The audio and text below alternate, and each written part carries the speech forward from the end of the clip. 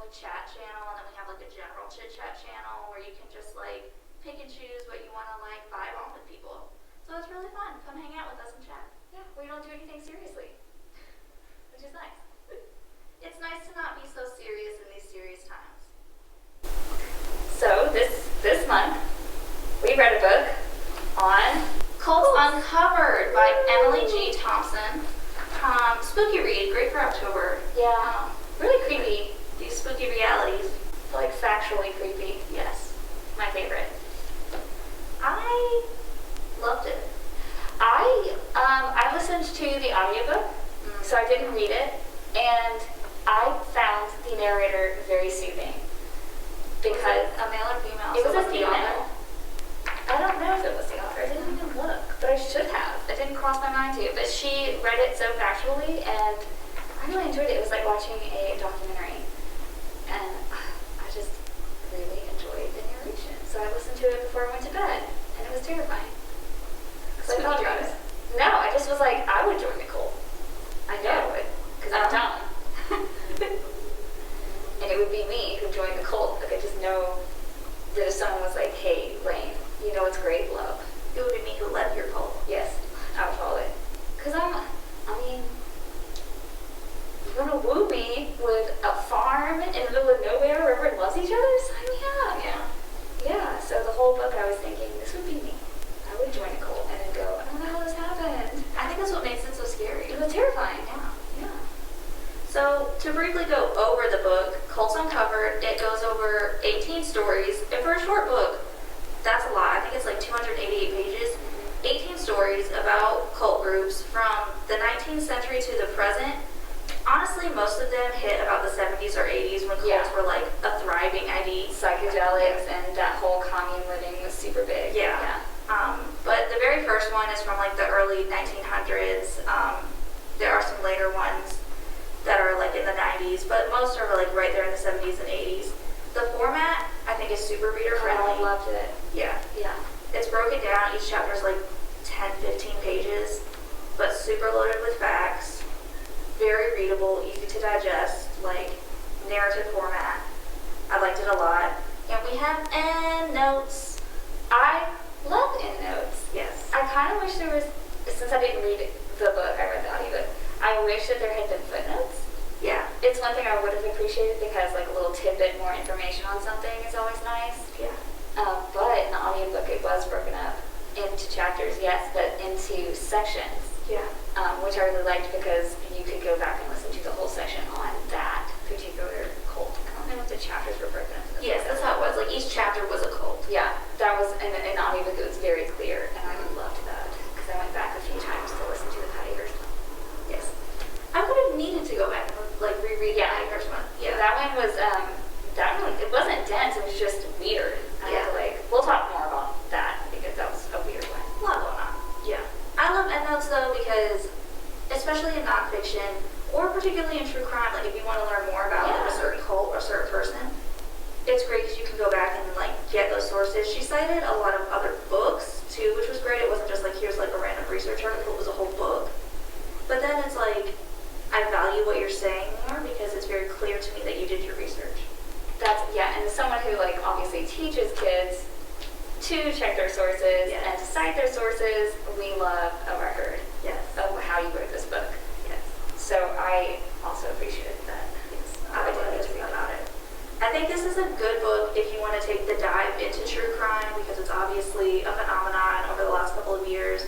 Or if you like true crime but you're not like super into cults as an idea, cults are actually my favorite form of true crime. But I know some people are not into it. I think this is a good overview.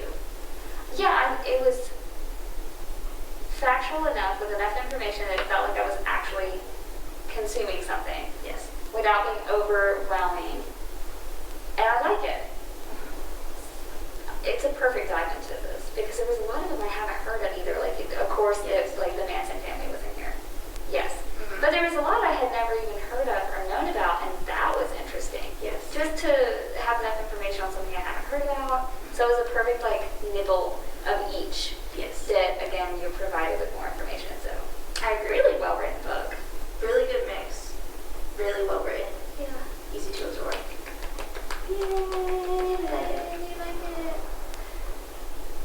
We need like a gold star to like. Yeah. Here's our rating. gold star. Yay! I want to talk about like the idea of cults. Yeah. So I looked up the definition of cults. Of course you did. What is the definition? I looked at it from multiple standpoints. That's my girl. So Wikipedia, Merriam-Webster. Yes. We're a little different. I went with Merriam-Webster. Okay. Yeah. Honestly, I'm a Wikipedia girl, but Wikipedia is a great source.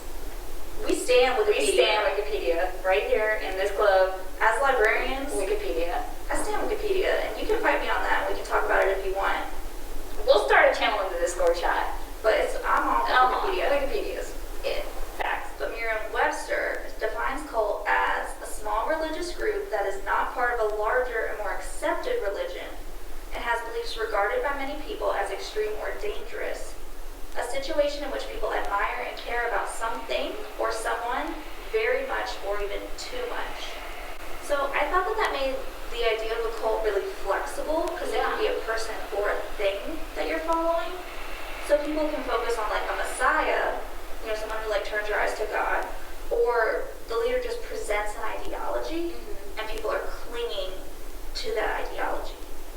Yeah, I think the most important part of that definition was the dangerous aspect. Yes. Because you have a lot of new religious, new ideologies, you have all these pop up and even leaders. Yeah.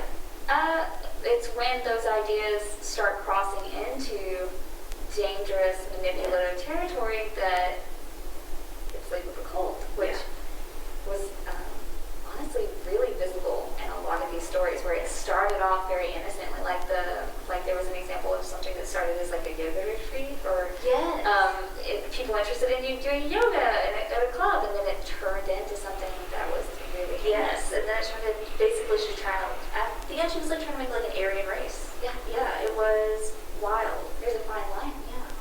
Yeah. I had wished that the definition, and maybe there's a reason why, if anyone knows, I'd love to understand it myself, why isolation isn't part of that definition.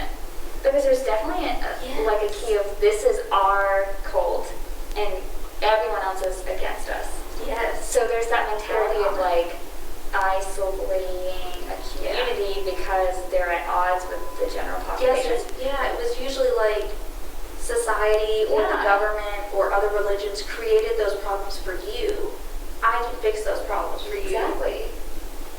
I mean, that's an abusive technique. I know that. It's like that isolating. And it happened in every single cult in this book. Yes. So I wonder why that's not part of the definition, or if that's just a symptom of an abusive leader. I don't know. Maybe that's something someone could shed some insight on. Yes. I agree. Let's look it up on Wikipedia. Tell us, Wikipedia. I know. Let's talk about why people join cults. Like, why? Yeah. What was it about these leaders that entices people to join up? I mean, I'm dumb, so I don't think I should be held to a standard here. Like, I think we touched on it already a little bit. I think it's the vulnerability. Yeah. And I think that's what makes it so scary to learn about is, the leaders are terrifying in their own because of the manipulation. But what's so scary when you read about cults and learn about them is that you could be that vulnerable individual because like you're saying, you sign me up for like that farm life and that fun-loving lifestyle. That's all these people wanted. It sounds so appealing. And like how often are we kind of on the search for people who think like us and kind of accept us? I mean, I just recommended a book yesterday. It was about that sense of community. You find it in teams. Like everyone has a football team that they love and they feel accepted by this community that only community members understand. So that idea is so prevalent in society. What makes cults so different? Like where does that line get blurred? And I think it's always who's leading the cult. So what is it about these people? I think they always start off very tentatively. The leader is always, they're always charismatic, usually very educated. They have like that natural leadership. And it starts off small. They're like, hey, I see that you're out here struggling maybe socioeconomically, maybe socially, you're kind of on the fringe and outcast anyway. or like you're already in a religious group, but I can see you're kind of disagreeing with some things, and they pray on that, and they say, society, the government, that group, what have you, they caused those problems for you. But what if I showed you a way of life where either you could forget those problems wouldn't affect you, or together we could find a way to solve those problems? And why wouldn't that be appealing? If you were like living in poverty, or if you went to this great church but you felt like they didn't accept you and they accepted everybody else, and somebody came to you and said, "Oh, I don't have to feel that way anymore." Yeah, but then you get there. All we want, really. Yeah, and once you get enough people, I think it starts to go to that leader's head. Even if like they really truly think they're helping people, they're like, "Wow, all these people will listen to me." It's a power trip. It's a power trip, yeah. And then they're just like, that's where the danger sets in, I think, is they're just like, these people will do whatever I say. They're already cut off from society, their family, their friends. They have no one to depend on but me. And I think it escalates when they start losing that control. They'll escalate their behaviors. And of course, this happens in, trigger warning, abusive relationships all the time. Yes. That same manipulative technique is used. Yes. Your behavior doesn't start with breaking someone's arm. It escalates to that point. And that was a good example in the book where you see it happen again and again, where they divide families. They switch up partners. Yes. Or they pair people together to split them apart to have them with children. And there's a lot of child abuse in this book. So if you're sensitive to that at all, oh yes, yes. it was at times like really, really heinous. Yes.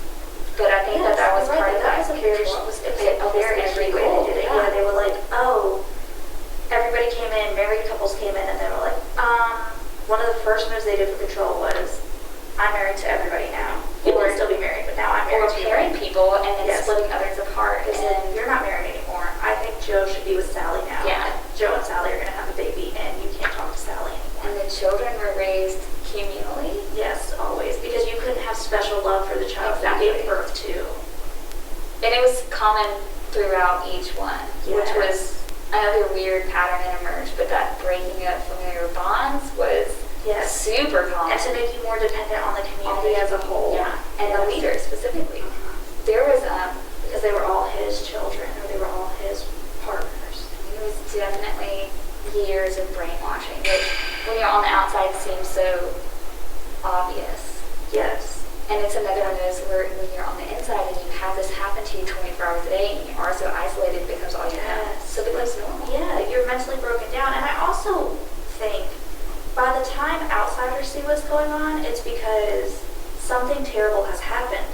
It has broken out on the news. Exactly. It's Even too early, it's too late. Like, the tragedy has occurred.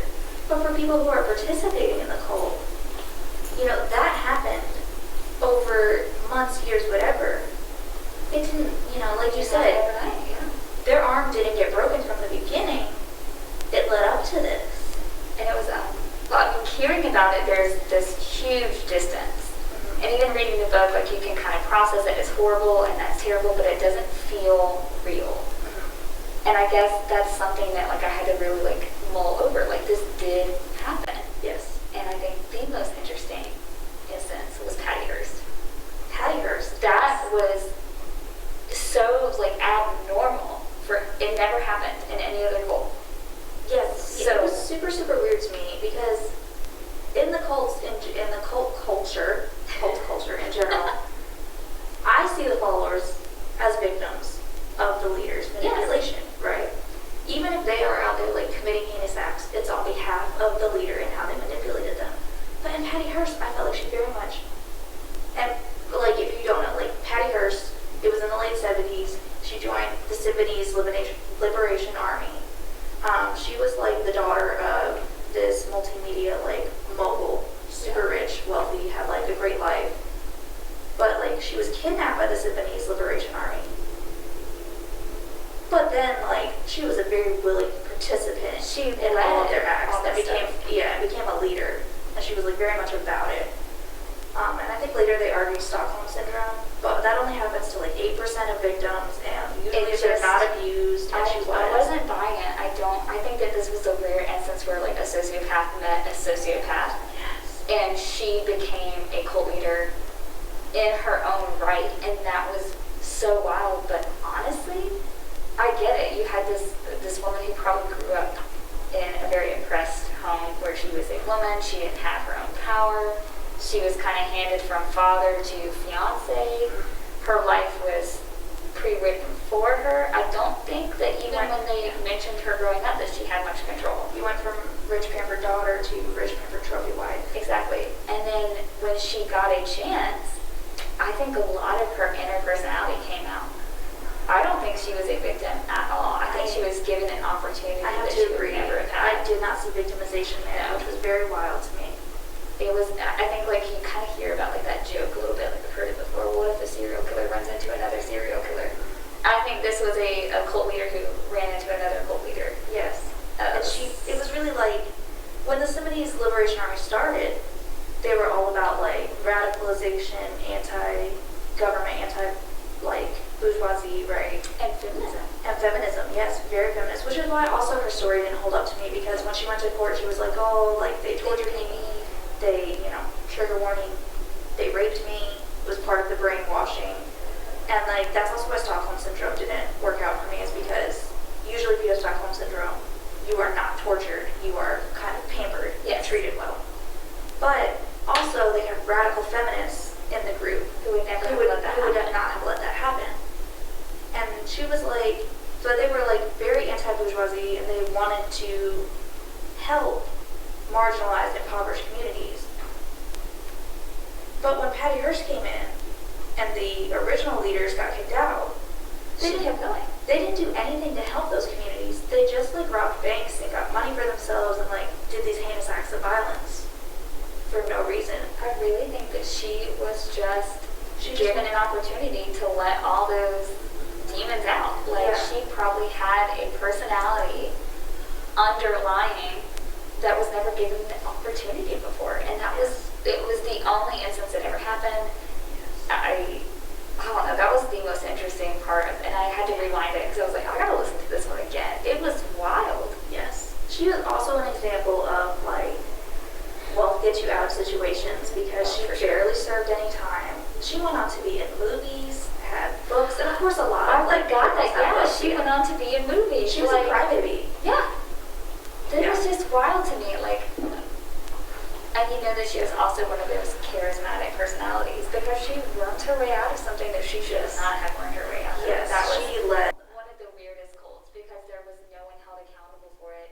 Yes. Because you had a cult leader that they kind of victimized, and I think it was because she was a woman. I think that, we see women in cults as victims. Woman, like up there crying on the stand. And women typically aren't the leaders of cults, they're the followers. Yes. So in this instance where she was, we kind of didn't want to admit that a woman was capable of doing that. Yes. We just said, it's okay, you were sad. Especially at the It's fine. time too, like in the late 70s, early 80s. That was, 20, 30 years ago. In the 50s, you wouldn't have thought, So when you think about it, people like her parents, all the people that age who were watching the news, Going, she casting votes, couldn't have. there's no way. People like my baby girl wouldn't do that. There's no way. I think nowadays we would have been like, oh, she sure was not a victim. I think that we're more willing to see women as sometimes being really horrible villains. Yes. And now that we see that is, they are capable of it. Well, we are capable, it's not like them. We could if we wanted to. It was a well-known story, I think, to a lot of people that I had heard about a lot and didn't understand. Now I have like a very good understanding of it. In like 15 pages, I developed a very I got it. good And understanding of it. it was wild. Yes, yes. It's something I would definitely now like to research further and develop my own opinions on. Do I think Patty Hearst was a victim right now? No. But I think if I looked into it more, I might have more complex feelings about it. If you already know the Patty Hearst story, let us know. Let us know what you think. Yeah, and if you want to do some research on it, I would love to see some other opinions. I don't think she was a victim. I kind of stand by what I said. Maybe I'll learn more or hear another viewpoint that I'm like, oh yeah, so then I'm going to eat my words. But as of right now, I'm like, no, I don't think so. So throw in your opinions. Maybe we'll we'll start like a little channel on the Discord. We just call it Hearst because she's so interesting. Yeah. We'll call it Make Lane Eat Her Words. Yes. Perfect. Let's do it. My favorite to read. My favorite was actually the very first one. It was the Oneida community. It is still considered one of the most successful utopian communities in American history.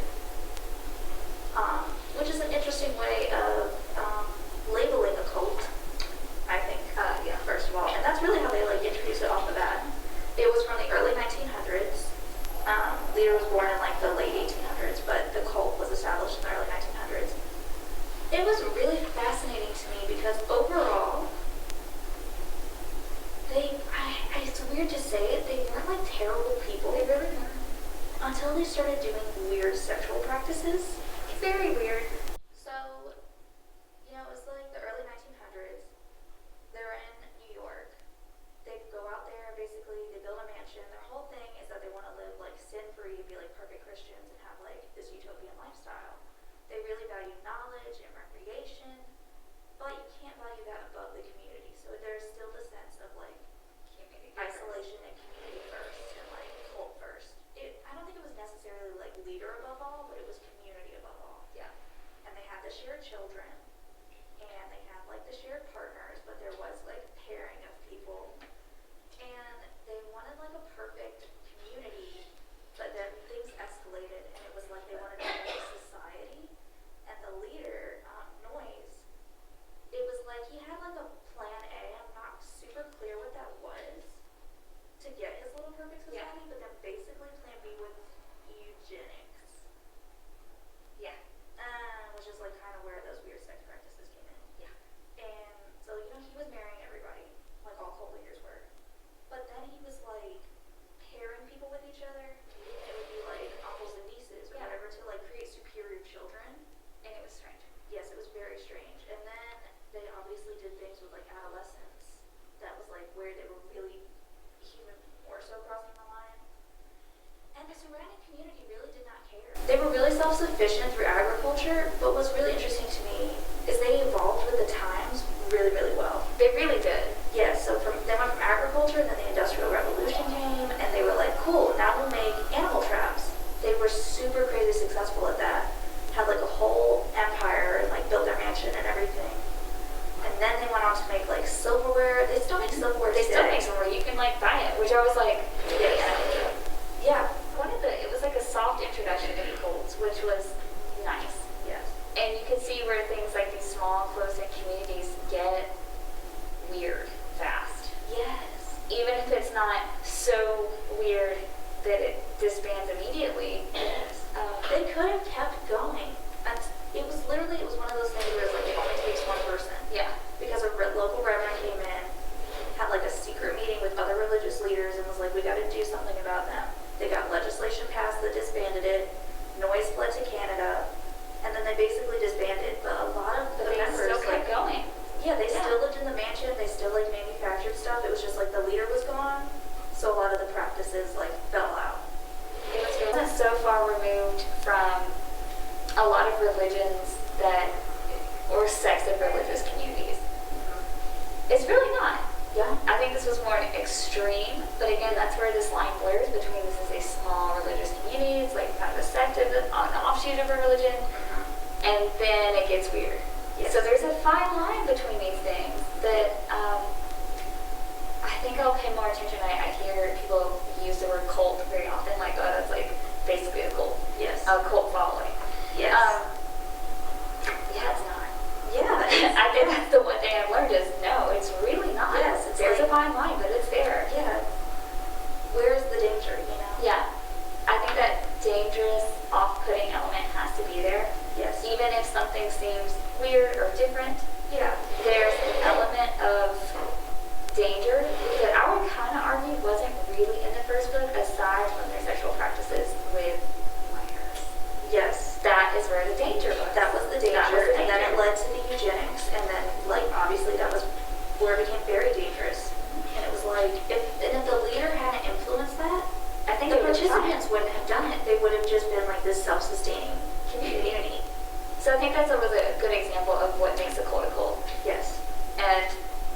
they reeled it back and became not a cult.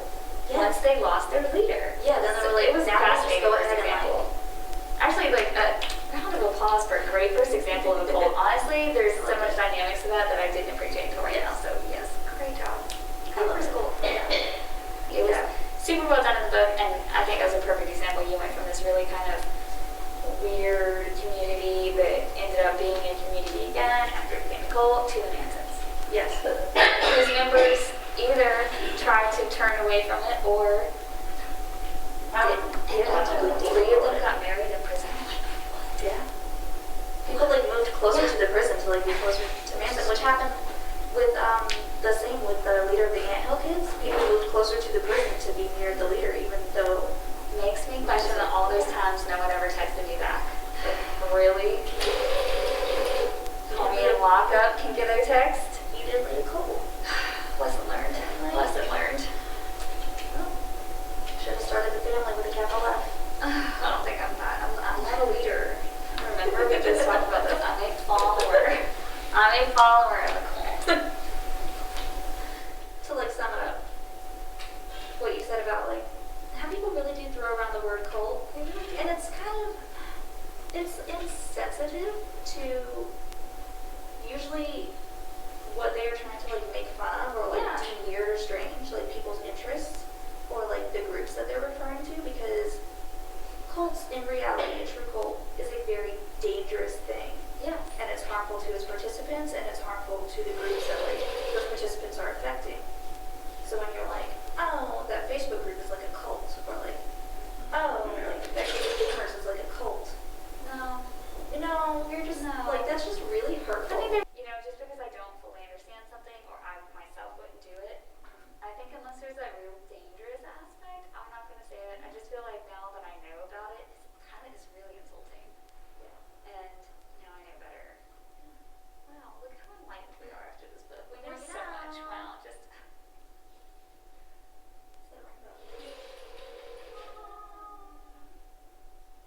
I think that we should definitely continue this discussion in our Discord chat. Yes.